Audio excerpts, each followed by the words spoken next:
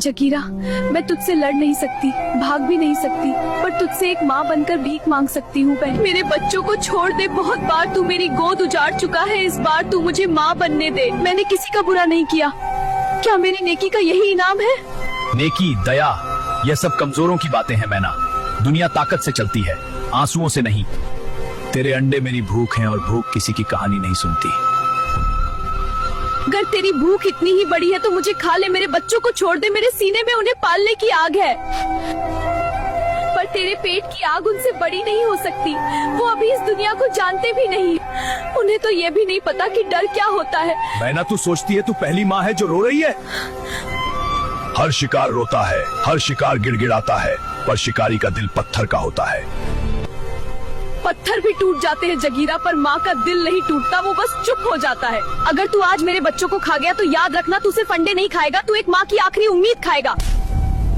अगर भगवान कहीं होता है ना जगीरा, तो वो आज तुझे देख रहा होगा।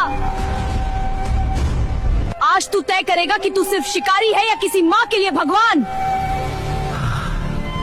कुछ दिनों बाद जब गौरैया को पता चला कि उसकी बहन मैना माँ बन चुकी है, तो वह खुशी खुशी उससे मिलने चल पड़ी है। लेकिन जैसे ही वह मैना के अड्डे पर पहुंची, उसके होश उड़ गए। वहाँ बिखरा पड़ा था एक टूटा हुआ घोंसला और जमीन पर फैले थे टूटे हुए अंडे थे और जमीन पर मैना के पंख फैले हुए थे। यह सब देखकर गौरैया चिड़िया समझ गई कि यहाँ कुछ भयानक हो चुका है, कि ये उस बेरहम जगीरा का ही काम था। ये समझते ही गौरैया वहीं टूट कर बैठ गई और अपनी बहन मैना को याद करके फूट फूट कर रोने लगी। जगीरा, तूने अच्छा नहीं किया। इतना कहकर वह रोती हुई वहाँ से चल पड़ी। रास्ते में एक नागिन माँ ने गौरैया को रोते हुए देखा और बोली, बहन, तुम क्यों रो रही हो? गौरैया चिड़िया ने अपनी बहन मैना की पूरी कहानी उसे सुना दी। इस बेरहम जगीरा का कुछ करना होगा ताकि किसी और माँ की गोद न उजड़ सके। नागिन गौरैया चिड़िया को साथ लेकर पक्षी राज के पास गई। क्या पक्षी राज बदला ले पाएगा या जगीरा की बेरहमी फिर एक नई तबाही लाएगी? सच जानना चाहते हो तो कमेंट में लिखो। पार्ट 3।